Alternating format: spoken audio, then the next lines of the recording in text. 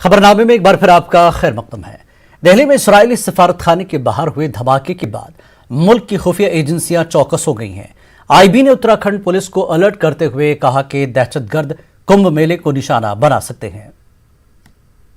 जिस तरह से राजधानी दिल्ली के अंदर में इजरायल दूतावास के ठीक बाहर में जिस तरह से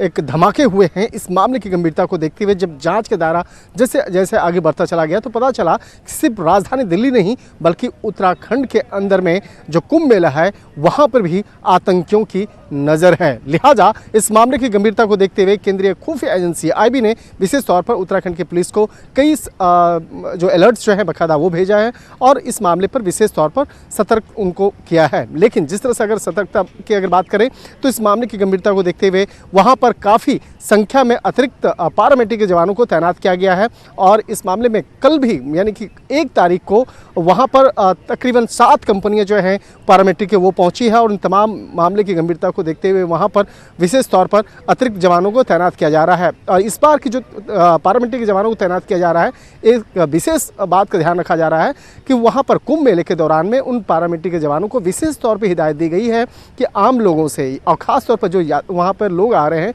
उनसे एक सॉफ्ट बातचीत करें और बातचीत करने का जो तरीका हो एक ऐसा